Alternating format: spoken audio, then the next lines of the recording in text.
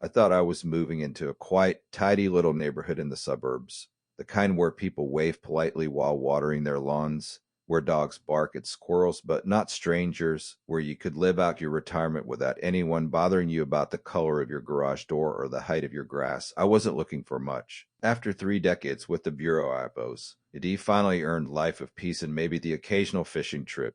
But I didn't even get past my second week here before I ran straight into her. Karen, you know the type. Hair too neat, voice too shrill, nose too high, the kind of neighbor who knows exactly how long your trash bins have been on the curb, what time your lights go out, and whether your grass looks. Regulation. I figured she was annoying but harmless. Bored woman with clipboard and no real power. I didn't know then that she was about to drag me into the most ridiculous, surreal, and borderline criminal circus of my life. It started at dawn. I was still half asleep when I heard the banging, no, pounding on my front door. Not knock, not a ring. It was the kind of banging that makes you think something's on fire. My dog growled. My coffee hadn't even brewed yet. I tossed on shirt, glanced at the clock, 6:12 a.m., and walked to the door barefoot, expecting maybe neighbor in distress or delivery gone wrong. When I saw through the peephole made my gut twist, two figures in dark uniforms, standing side by side, stiff as fence posts. Bright yellow letters on their jacket spelled HOA Police. Let me pause here. HOA Police, that's not real thing. There's no such unit, no such badge, no such authority. It's like writing Wizard Enforcement on your coat and expecting people to bow. But these two, they stood there like they were God's handpicked deputies for lawn care justice. I opened the door an inch. Can I help you? I said, keeping my voice level. The man, tall guy, square jaw, mirrored sunglasses, even though the sun wasn't fully up yet, pointed directly at me like I was some perp on most wanted list. Sir, he barked, we're here on official business. Your property has been flagged for multiple violations. We're going to need access to your garage immediately. I actually blinked. My garage? I asked. There's nothing in there except lawnmower and fishing rod. The woman next to him, shorter, her lips thin enough to disappear, stepped in. We have reason to believe there's suspicious activity occurring inside. Please cooperate with suspicious activity. At 6 in the morning in my garage. Look, I've seen real raids. I've worn vests and kicked down doors. But this was cosplay. Their badges looked like they came out of cereal box. And yet they spoke with a confidence that chilled me more than any armed standoff I've been in. Because confidence like that doesn't come from being right. It comes from being so convinced of your fake authority that you can bluff your way into someone's home. That's when I noticed her. Karen standing at the edge of my lawn, arms folded, smirk locked and loaded. She was watching everything unfold like Queen admiring her soldiers. That's when it clicked. She orchestrated this, the phony uniforms, the made-up citations, the whole charade. I took deep breath. I'm federal agent, but I said, calmly but firmly, unless you have signed warrant or legitimate law enforcement with you, I'm going to have to ask you to leave. That got reaction. The tall one scoffed. Being FBI doesn't exempt you from HOA regulations, he sneered. And behind them, Karen chimed in like warriors, chorus. Exactly. Nobody is above the rules.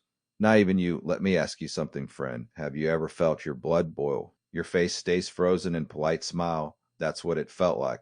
Because I knew exactly what this was. It wasn't about rules. It was about power, about Karen flexing her influence over the block and testing whether she could break the new guy. So I stepped out onto my porch, no shoes, no jacket, just guy in sweatpants standing between his home and two people pretending to be the law. Karen, I said, not shouting, but not whispering either. What exactly do you think is going on here? Her eyes sparkled with that smug righteousness people get when they believe the neighborhood belongs to them. We received reports of strange noises late at night, possibly chemicals, possibly generator. It's all very concerning. I almost laughed, not because it was funny, but because it was so absurd it passed through humor and came out the other side as dangerous. You mean me turning on my leaf blower yesterday? I asked. She shrugged. We don't know. But it's better to be safe than sorry. You can't expect special treatment just because of your job. That's when them officers tried to hand me a piece of paper. It was thin and cheap, printed off what looked like a public library computer. You are under preliminary HOA investigation, but read no signature, no official seal, just bold letters and big threats. I held it between two fingers like it was radioactive. This is not legal document, I said. This doesn't authorize you to do anything except waste paper. The woman scowled. We can add noncompliance to your list of violations. Behind them, Karen raised an eyebrow. Are you refusing inspection? It was like skit from bad community theater show, except this one could wreck my life if I didn't handle it right. I've been in war rooms. I've debriefed undercover agents who nearly lost their lives. But this moment right here, it had the same edge, because it wasn't just my house on the line. It was my name, my reputation, my clearance. And these people with their Halloween badges and fake citations were trying to push me into corner, hoping I'd push back hard enough to get in real trouble. So I didn't. I stayed still. I looked Karen dead in the eye. "This is harassment," I said, "and it's not going to end well for you." She didn't blink. She just gestured toward the fake cops. "They're the ones in charge. I'm just here to make sure the rules are followed." One of them reached for zip ties like they were about to cuff me. That's when I stepped back inside, not to retreat, but to breathe. My phone buzzed in my pocket. I checked the screen. It was my boss. "At this hour?" "That never happened unless something was wrong," I answered. His voice was tight. "Get to the office. Now, we have problem." I paused. "Is this about complaint?" "I'll explain when you get here," he said, and hung up. I walked back to the door. Karen was still there, still smiling. "The officers didn't move. I have to go," I said. "This isn't over, but it ends with the truth." The woman pulled out her phone and snapped a picture of me. Karen tilted her head. "Smile for the records." I didn't smile. I just shut the door, locked it, and leaned against it for a long moment, breathing hard. "Let me tell you something, especially if you're a man who's seen more than his fair share of life. The enemies we face now, they don't wear uniforms. They don't show up waving guns. Sometimes they come wrapped in rules, smiling, holding clipboards. They know they can't win in the open, so they find new ways to intimidate. And if we don't call it out, if we don't stand up even barefoot on porch at dawn, they'll win, not with fight, but with silence." I took another breath, picked up my keys, and left for the office, knowing full well this wouldn't be the last time I saw those uniforms. But next time I'd be ready, because I've spent career chasing the truth, and now it was time to chase the lies. Even if they were wearing HOA jackets. When I pulled into the FBI parking lot that morning, the sun hadn't fully crested the horizon. Everything felt off. Oh, like I was walking into a storm I didn't see coming. My boss met me in the hallway outside his office, arms crossed tight across his chest, that look on his face that said I wasn't going to like what came next. He didn't even ask me to sit down, just dropped manila folder onto his desk like it weighed 100 pounds. "These came in overnight," he said. "Anonymous reports. Multiple, all from your neighborhood." I opened it and felt my gut twist tighter with every line. Pages of typed up complaints accusing me of everything from threatening local officials to disturbing the peace. It was a pile of garbage, but very official looking garbage. There were even fake signatures that matched names I'd only exchanged few hellos with. And I'll be honest with you.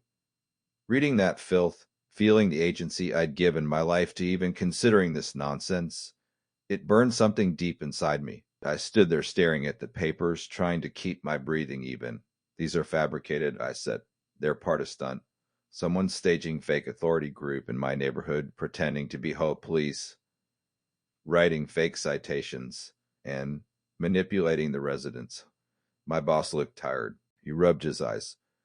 "Look, I want to believe you, but the people upstairs, they don't care how fake it looks if it's being presented with real noise behind it. The optics are messy." That word again, optics. Not truth, not justice, just how things look. I've spent my whole damn life chasing facts. Now I was being judged by shadows. "You think I'm making this up?" I asked. He held up hand. "I'm not accusing you of anything, but I can't stop internal affairs from circling if these reports keep coming." "Do you have anything that proves they're not legit?" I thought about the fake badge, the cheap paperwork, the picture Karen's lackey took of me. It all looked so harmless on its own. But together it was building case meant to bury me. I left his office with that sick knot still lodged in my chest. I knew Karen was behind this. She wasn't doing it alone. That much was clear. But she was the ringleader of the face everyone saw and obeyed because they were too damn scared to push back. And now her little HOA scam was spilling over into my professional life. She wasn't just trying to annoy me anymore. She was trying to erase me. I got home that night and saw it. The same black SUV parked at the end of my street, tinted windows, engine idling, no markings. I didn't need to guess twice. This wasn't some lost Uber. It was message: "Keep quiet, stay in line, or we'll keep coming." I didn't walk straight into the house. I stood on the lawn, arms crossed, and stared that SUV down. No movement, no windows rolled down. But I knew they were watching. So I watched back. After a long minute, I went inside and started digging. I pulled every document I could find about the HOA, the bylaws, the contact information, the names of the original board members. Most of it looked legitimate, but old, stale, no sign of any recent elections, no minutes, no notices. It was like the real HOA had just disappeared, replaced by whatever Karen had conjured out of thin air. That was the moment I realized she didn't just create power vacuum. She became the power vacuum. She'd cut off all communication, shut down official channels, and filled the gap with her own fake structure. I tried calling the number on one of the newsletters, disconnected, the email bounced. I checked the neighborhood's old website. It hadn't been updated in over a year. I wasn't just dealing with a rogue neighbor. I was staring down one woman regime. The next morning, knock at the door. Not bang, not threat. Just knock. I opened it to find Tamara standing there, face pale and hands shaking. She was one of the few people in the neighborhood who still spoke to me without suspicion. They left this, she said, holding out paper. I took it and felt my stomach turn. It was another fake citation, this time accusing her of improper exterior paint color, fine of $500. Threat of eviction. They said if I don't comply, she whispered, they'll escalate it. I shook my head. Don't pay it, it's fake. But she looked down, eyes full of dread. Maybe it is, but what if it's not? I've got kids. I can't risk losing my house. And there it was, the fear, not fear of law, not fear of actual police, but fear of uncertainty, of not knowing whether the lie had somehow become the rule. I promised her I'd figure it out. I called Alvarez, an old police contact of mine, the kind of guy who didn't flinch when things got weird. I told him about the fake citations, the uniforms, the blackest of it. I'll run the plates, he said. See who owns that vehicle. While I waited for him to call back, I paced like caged dog. I wasn't used to this, being cornered, being watched. It reminded me of old cases. Except this time, I was the one being profiled, targeted. I checked my email. Nothing, then my phone lit up. Private number. Answered. Silence, then low voice, distorted, slow. We know who you are. Stop digging. Click, that was it. No name, no threat. Just warning. I sat down hard, phone still in hand. Karen wasn't just meddlesome neighbor anymore. She had backup, someone or something was funding her, protecting her, feeding her the tools she needed to play this game like pro. A few days later, Alvarez called. That is Suvi, registered to private security firm out of state. No active license in your county. No contract with your HOA. They're operating illegally. I exhaled. Finally, something solid. Can we do anything? He paused. Only if we get formal complaints, witnesses, statements. Otherwise, it's just your word against theirs. That stopped me cold, because every time I talked to neighbor, they shut down. They looked over their shoulders. They didn't want to get involved. Karen had done her work well. She didn't need an army, just fear. Fear did the work for her. The next week, I started documenting everything. Photos, videos, copies of the citations, recordings of suspicious vehicles parked outside. I even clipped a flyer someone left on my car windshield, recruiting for HOA security volunteers with Karen's address listed for meetings. That flyer had the gall to ask for. Uniform fee. Imagine that. Paying money to pretend to bully your neighbors. The more I dug, the clearer it became. This wasn't about code violations or neighborhood harmony. This was control. Karen had built shadow empire in plain sight.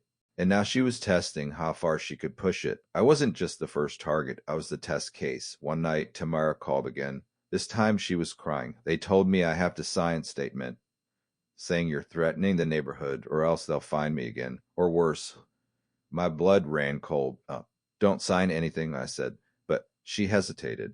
Well, I don't want to lie, but I don't want to lose everything either. That's when I knew this wasn't just my fight anymore. It was everyone's. They just didn't know it yet. Or maybe they did, and were too scared to admit it. I didn't blame them. When lie becomes loud enough, it starts to sound like the truth. And when that lie knocks on your door in uniform, most folks open it. So I kept going, quietly, steadily, collecting every shred of proof, waiting for the right moment to strike. Because if Karen wanted war, she was going to get one. But it wouldn't be on her terms. It wouldn't be in whispers or fake forms. It would be with facts, with law, with truth. And when that day came, I'd be ready, not just for me, but for every neighbor too afraid to speak. Because silence might buy you time. But truth buys you freedom. I didn't expect the anonymous text to shake me like it did. Short, cold, you're out of time. Cooperate or lose everything. No signature, no context, just threat, pure and simple. You'd think after years dealing with international threats and domestic scum, message like that wouldn't even register. But it did, not because it scared me physically. No, I could handle goons. It shook me because it meant they weren't just watching, they were escalating. This was moved meant to isolate me even further. I'd already felt the air shift in the neighborhood. People avoiding eye contact. Conversations cutting off when I walked by the mailman, who used to chat for a few minutes. Now barely nodded. Karen's campaign of fear wasn't one woman's show anymore. She turned this place into her own little kingdom, and everyone else had been drafted into silent army. That night, I didn't sleep. I sat at the dining table with papers spread around me, citations, timelines, photos of fake uniforms, old newsletters, and worn out notepad where I tried to connect it all. I wasn't chasing shadows anymore. I was building case. And what I had was damning. Karen had exploited power vacuum. That much was obvious. But the deeper I dug, the clearer it became that this was no improvised game. She'd laid the groundwork long ago. I found one HOA newsletter from 6 months prior, buried under takeout menus and forgotten bills. It announced a temporary restructuring of HOA leadership due to low member turnout, signed not by the actual HOA president, who'd quietly moved away, but by Karen herself as acting chair. It hadn't raised any alarms back then because no one cared, no one voted, no one challenged, and that's how she got in. Not with guns, not with force, with apathy. And now she twisted that foothold into throne. Mid-morning, I got a call from Alvarez. Meet me, he said. Station, 20 minutes. I drove over with the manila folder beside me like it was made of glass. When I walked into his cramped office, he didn't waste time. I ran deeper on the firm behind that black SUV. Technically, it's registered to Shell Corporation in Delaware, which owns subsidiary in Texas, which subcontracted to private security outfit with no active license in your state. He looked up from his screen. That means they have no legal authority to operate at all. I exhaled slowly. So they're rogue. No, he said. They're worse. They're ghosts with logo. They're the illusion of authority. He leaned back.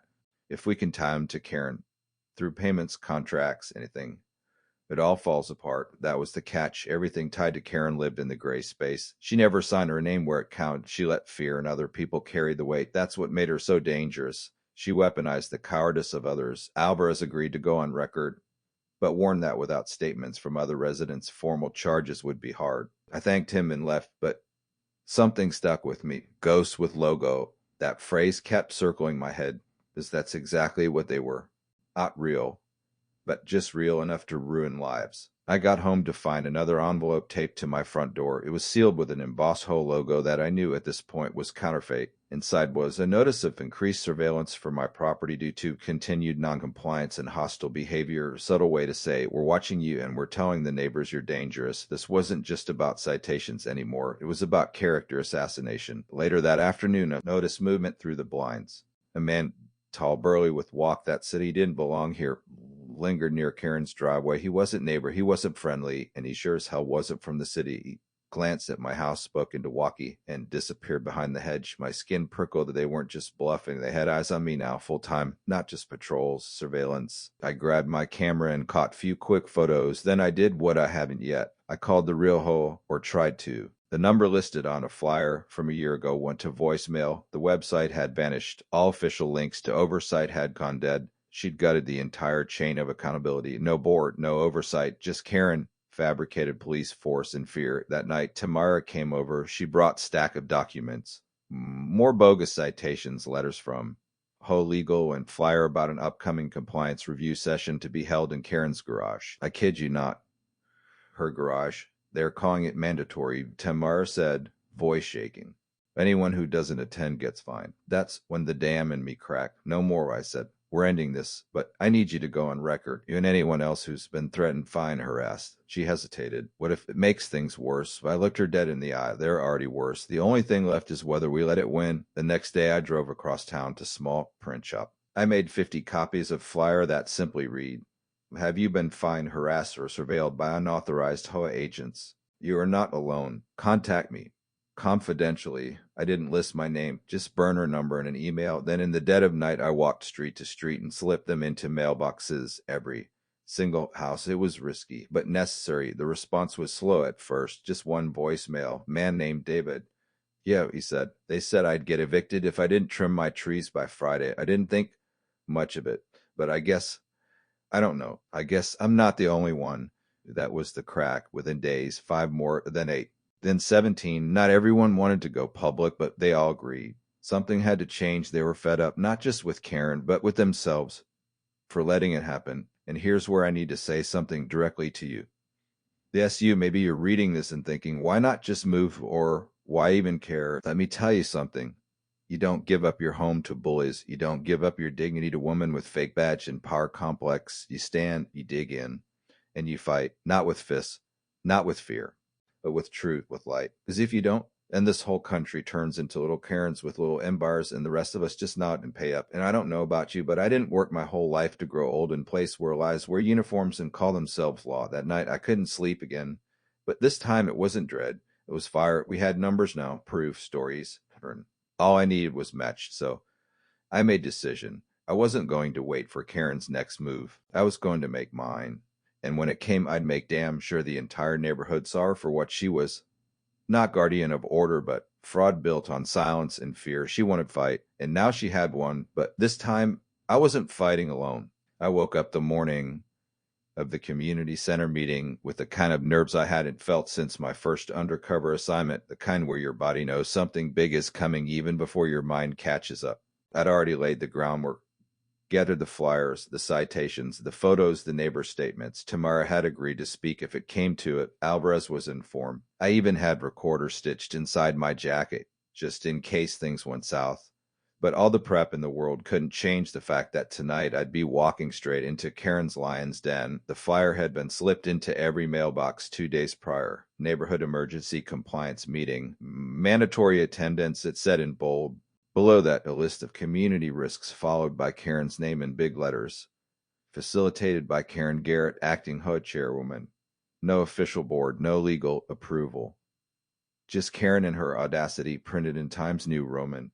I arrived early, parked a block away, and walked in on foot. I didn't want to give them the satisfaction of watching me pull up like some intruder. The parking lot was already filling. Couples walking in, clipboards in hand, some even wearing the matching blue polos with a HOA patrol badge iron on the chest. I recognized one of them. Mr. Havorson used to mow his lawn shirtless with radio clipped to his waistband. Now he looked like mall cop. They posted 2 of the faux officers at the front door like nightclub bouncers. Clipboards, stern faces, checking names off lists. I gave one nod, didn't stop walking, didn't offer name. I wasn't here to play their game. The center itself had been staged like town hall. Folding chairs arranged in rows, a little podium up front with a mic, and Karen standing off to the side, flipping through. A stack of manila folders like she was prepping for trial. When she spotted me, her smile didn't even waver. If anything, it widened. She knew I was here, and she was ready, or thought she was. The room buzzed with tension. You could feel it in the way people avoided eye contact. Half the room sat stiffly upright like they'd been summoned to court. Other half whispered, unsure which side they were on. Karen stepped up to the mic with the confidence of a woman who'd already written the ending. "Good evening, neighbors," she began, voice smooth and controlled. "Thank you all for coming to this important meeting. As you know, we've had a number of compliance issues recently. Noise violations, safety concerns, and general decline in community standards." Her eyes found mine for beat, then moved on.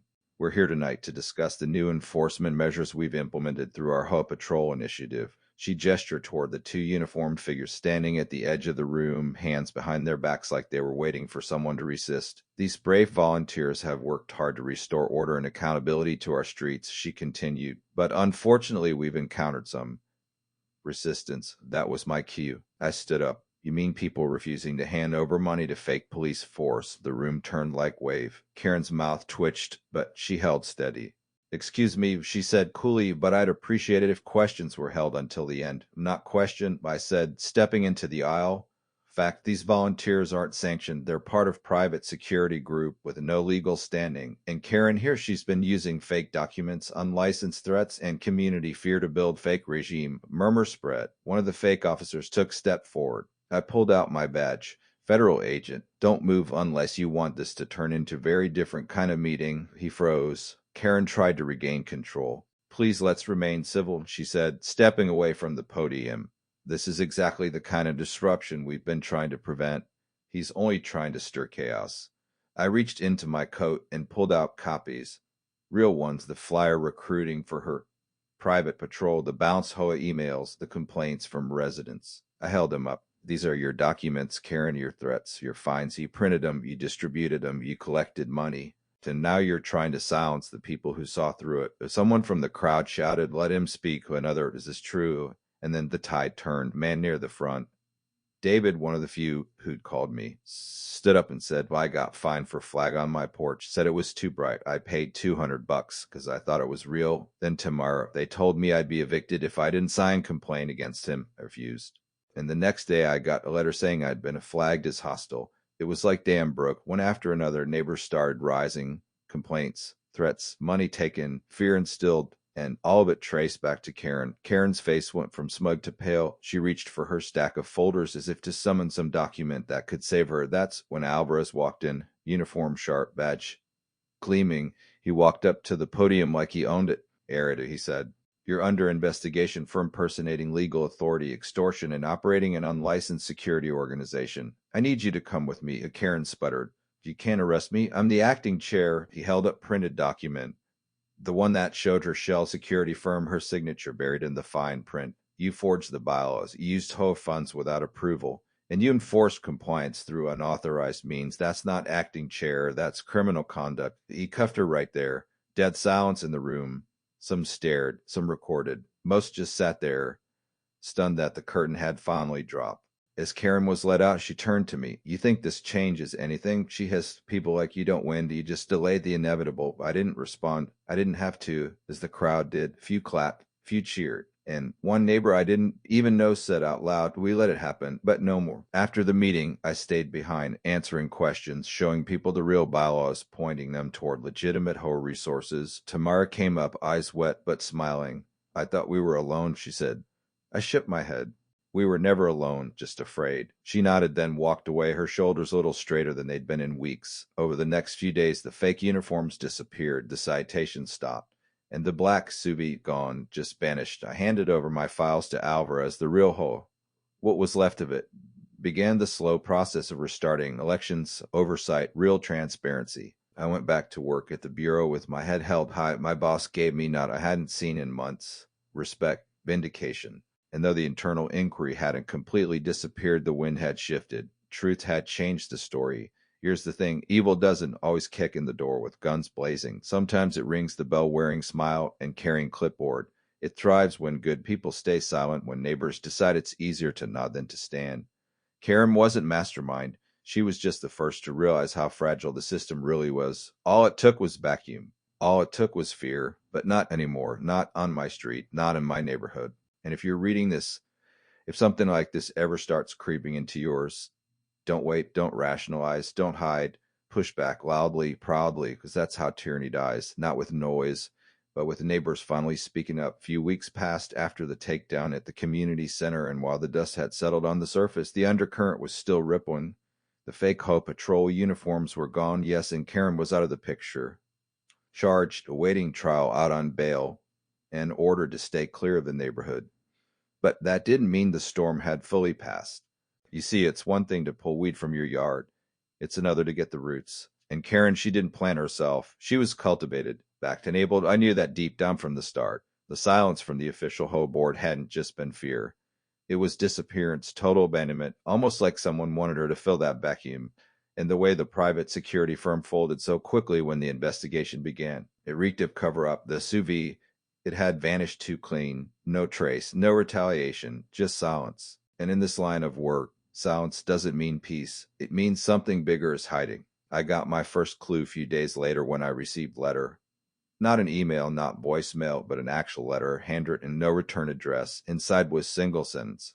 We know where your leverage is, and we're watching it. That wasn't meant for me. That was meant for Tamara. They were telling me that while the uniforms were gone, the machine wasn't dead, had just gone underground. So I did what I do best. I investigated, not like neighbor, not like a victim, but like a federal agent. I combed through Karen's public records, backdated property transactions, small business registrations. Found LLC she'd set up under a different name 6 years ago. An event planning firm that shared the same business address as the now-defunct security company. That firm received grant from City Partnership Program tied to local developer. That developer had been flagged before for aggressive land acquisition, specifically buying up homes under HOA dispute and flipping them after driving residents out. Suddenly, everything made more sense. Karen wasn't just power-drunk neighbor. She was a pawn in a larger game. Force residents to fall out of compliance, scare them with legal threats, get them to sell cheap, and hand the keys to someone with money and lawyers ready. This wasn't about control. This was about land, about flipping my neighborhood house by house. I shared everything with Alvarez, and though he agreed it looked suspicious, he warned me again. Without direct financial linkage, it's circumstantial. These people know how to launder influence. That didn't stop me. I started collecting new data. I checked title transfers on homes that changed hands in the last 2 years. Found a pattern. Nearly every seller had faced some kind of HOA penalty or fee before selling. Found one elderly couple who left after. Noise complaint forced them to pay $1,000 fine for backyard wind chime. Damn chime, they'd lived here 30 years. Now gone. House flipped. Developer name on the deed. I knocked on the door of the new owner, didn't answer, but the security camera blinked red as I turned away. Then came the escalation. Someone started following me. Not in the obvious way, it was more subtle than that. A dark sedan showing up at the same gas station I used, the same aisle at the hardware store. I caught the same face twice, once with ball cap, once with sunglasses. But the jawline matched. Someone had eyes on me, and they wanted me to know it. One night my tires were slashed. Another night rocked through my window with no note, no message, just noise, just pressure. I reported it, of course. Bureau offered to file report, nothing more. We're not private security firm, my supervisor said, right? They had their hands full. And as one of the agents told me off record, you went to war with machine built on money. Now the machine's reminding you who built it. That didn't make me stop. It made me dig harder. That week, Tamara came over with another letter. This one shoved under her door. We didn't forget your name either, it read. I sat her down, looked her in the eye. You still willing to stand? She nodded, but I saw the fear. It wasn't for herself. It was for her kids. That's what these people count on. That good people will back down to protect the ones they love.